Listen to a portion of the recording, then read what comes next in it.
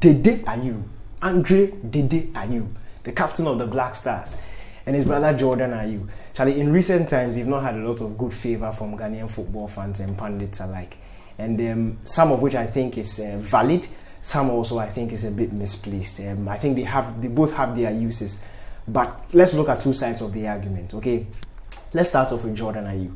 I feel like saying we should bench him outright from the start is a bit misplaced. For me, I think it depends on who we are facing. Okay, when we are coming up against big teams that we expect to dominate possession, put a lot of pressure on us, I think he's very necessary to start. It is extremely necessary to start him because of his defensive output. Let's look at Portugal, for example. This team has been together for a very long time. They've been under manager Fernando Santos, I think, since 2015, 2016. They've already won a major trophy, 2 major trophies under him. So he knows his players, he understands his players, and they are more suited to their philosophy. So coming up against this Black Stars team, we expect them to be the dominant side. Now, when you are coming up against all these attacking threats, these attacking players, you look at their fullbacks in Cancelo and Guerrero and Nuno Mendes and Diogo Dalot, very attacking. You look at their midfield, which is beefed with a lot of talent in Bernardo Silva, Bruno Fernandes. You look at Ruben Neves, William Carvalho. These guys can pick a pass. They can hit you with just a split second. I feel when we are coming up against a team like that, we need to be as pragmatic as possible. I don't think the ideal starting 11 for every football fan or the dream starting 11 for every football fan will be the starting 11 that will work. We need to respect our position. And that's why I feel like in situations like that, we need to start Jordan from the start. His defensive output, his willingness to track a runner, to run, to work his lungs out, to make sure that his fullback or his fullback or whoever he's playing on that side, be the left or right fullback, has a very comfortable time. I think he does a lot in that regard. We look at how much he's valued at club level because of that work rate, because of that defensive work rate. It is extremely necessary, and I'm mentioning it. I just repeat it again just to sound out how important it is. When you are facing teams like Portugal, teams that are attacking, teams that have the superior quality players, and you expect to be under a lot of pressure when you are facing them, that is when you need somebody like Jordan from the start. So let's look at a similar example. When Ghana faced Switzerland in that friendly, you start Jordan, he does the work he's supposed to do. You contain the game for as long as possible.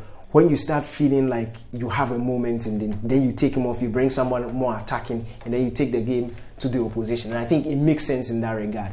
I think if you are going to start with a more attacking player in that position, it will have a negative effect on your defensive shape and your defensive output in the game. That's why I feel like starting Jordan in games like against Portugal, against Brazil, more of these big names, these nations who have been together for long, who have the superior quality, I think that makes sense. But let's say in the second game against South Korea, for example, I wouldn't go for him from the start. So I think it just depends on the opposition you are facing. You don't need to start him all the time, but he definitely has his uses, and that's where I feel like sometimes we also need to understand where we are and understand the opposition we are facing. And sometimes it will also, in fact always, it will inform the sort of players that you put on the pitch from the start. With Andre, for me right now, because of his age, because of he's lost a lot of yards, he's lost that firepower that he used to have back in the day, when that ability to run up and down, his skill has gone down a lot in terms of handling the ball technically, but he still has that eye for goal. I think in our team, he understands the box better than anyone. So will I start him? Personally, I will not. Yes, he's a captain of the team, yes, he's the leader, but I feel like there are more capable players who can do his job.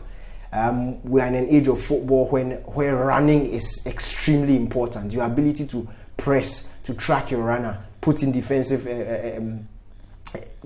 your defensive output is very, very important in games like this. And also, if you are the example I gave with Jordan, if you're going to face a team like Portugal and you're going to sit back and defend, then you need to be catching them on a counter. And when you are relying on a counter attack, you need pacey, quick players who are quick on their feet and who can think quickly and transition very quickly.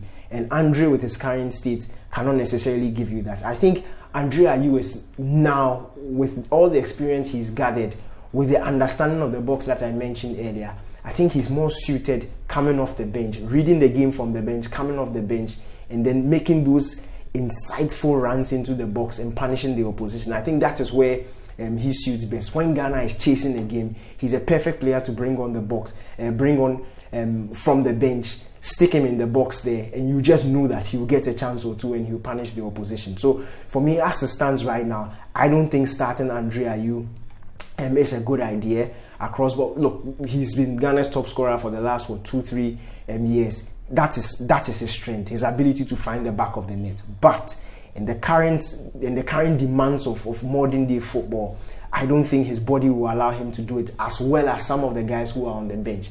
The likes of Kudus Mohammed in that number 10 position will clearly offer more than Andre Ayew in that particular position.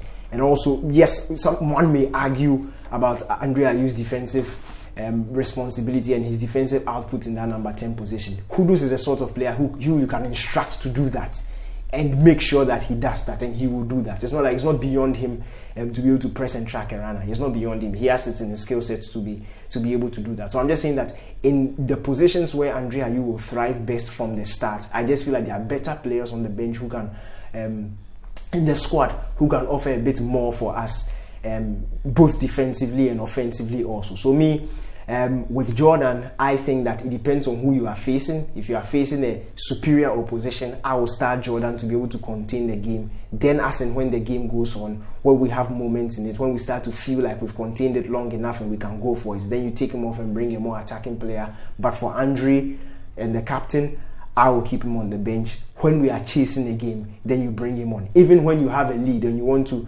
sort of bring that experience to calm the game down, he's a perfect player to bring on in those situations.